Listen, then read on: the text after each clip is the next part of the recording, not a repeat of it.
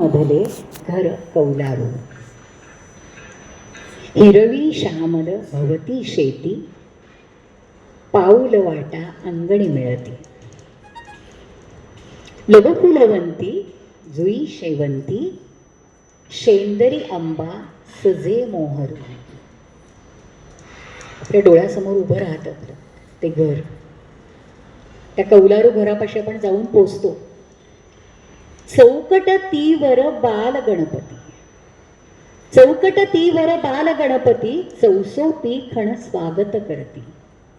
झोपाळ्यावर अभंग कातर, सबे लागती कड्या करकरू. खेड्यामधले घर कौलारू. त्या झोपाळ्यावर बसून माझघरातला मिणमिणता उजेड बघत, ती हळूवार कुरवाळणारी वृद्ध किणकिण ऐकत, आपलं मन अलगद झोके कधी घ्यायला लागतं हे आपल्याला सुद्धा समजत नाही. अशी माहेरची वर्णन करणारी कितीतरी गीतं अण्णांनी लिहिलेली आहेत. ती वाचताना अण्णांचं म्हणजे मला असं नेहमी वाटतं की अण्णांचं ही जी माहेरची गाणी आहेत ना, ही ऐकताना त्यांच्या मुलीशी नातं कसं असेल असं त्याच्यातून लक्षात येतं. चांद किरणानो जा जा जा रे जा रे माझ्या माहेरा. चांद किरणानो जा जा जा रे माझ्या माहेरा. फुले प्रकाशाची माझ्या दारी अंतरा, जा रे माझ्या माहेरा. निसर्गाशी सहज संवादे हा, चांद किरणांनो माझ्या माहेरी जा. ही एक खूबी त्यांच्या काव्यामध्ये होती. अण्णा नुसतं त्या प्रसंगालाच जिवंत करायचे असं नाही, तर शब्दांना सजीव करतात, त्यांना चेहरा देतात, त्यांना आवाज देतात आणि देह सुद्धा देतात. चंद्रकिरणांना ते म्हणतात, हळू चढा खिडकीत पहा डोकावून हात, मूर्त माऊलीची माझ्या न्याहाळा जरा, जा रे माझ्या माहेरा. निसर्गाप्रमाणे भावनांशी सुद्धा अण्णा संवाद करतात. या सुखानो या सुखानो या सुखानो या. एकटे पथ चालते दोघास हाता हात द्या, साथ द्या या सुखानो या. स्वतः अण्णांवर त्यांच्या आईचा खूप मोठा प्रभाव होता. आपल्या प्रतिभेचं सगळं श्रेय अण्णा त्यांच्या आईला देतात. आणि त्या स्वतःच्या गीतांना त्यांनी फार गोड शब्द दिलेला आहे. खूप छान उपमा दिलेली आहे. आईच्या ओव्यांच्या लेकी. माझ्या कविता, माझी गाणी म्हणजे माझ्या आईच्या ओव्यांच्या लेकी आहेत असं म्हणतात अण्णा. आईच्या संस्कारांनी, तुमच्या अभंग ओव्यांनी अण्णांना संवेदनशील आणि प्रगल्भ तर केलंच होतं, पण जबाबदार आणि स्वाभिमानी बनवलं होतं. त्यामुळे आयुष्यामध्ये एवढं यशस्वी होऊनही त्यांचेच काय, पण त्यांच्या भावंडांचे देखील पाय जमिनीवर राहिले कायम.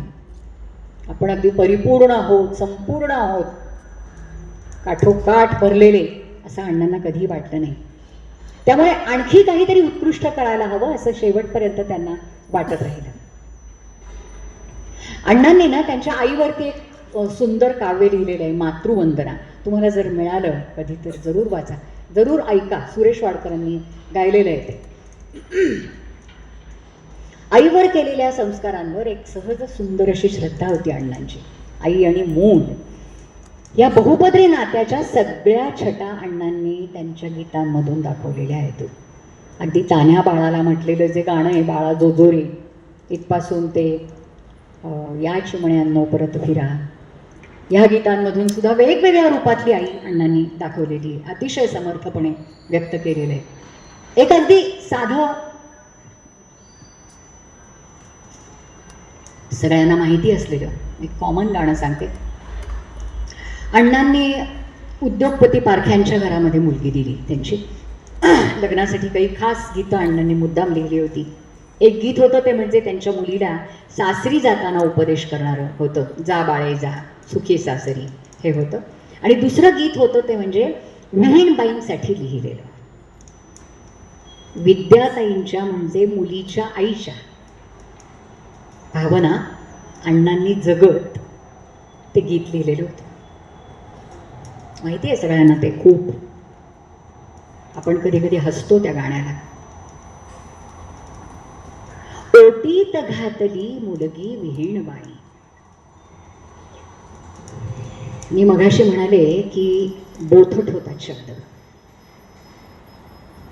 ओटीत घातली मुलगी विहीणबाई असं म्हणताना एक आई दुसऱ्या आईला जेव्हा म्हणते की मी पदर पसरते जन्मदायिनी आई, तेव्हा लक्षात येतं की जिच्यासाठी एक आई दुसऱ्या आईसमोर पदर पसरते ती मुलगी किती मौल्यवान आहे.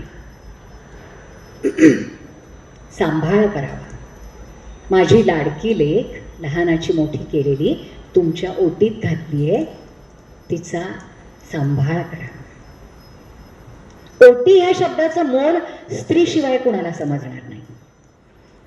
तुमच्या ओटीमध्ये माझ्या काळजाचा तुकडा घातला आहे, तिला त्याच मानाने वागवा. ओटीला अवमानित करू नका. अण्णांना आपल्या स्वतःच्या आईमध्ये दिसलेली आईची कृतार्थता एका गीतामध्ये त्यांनी अतिशय प्रभावीपणाने व्यक्त केलेली आहे. म्हणजे आपल्या आईचं आईपण त्यांनी जणू पांघरून घेतलंय.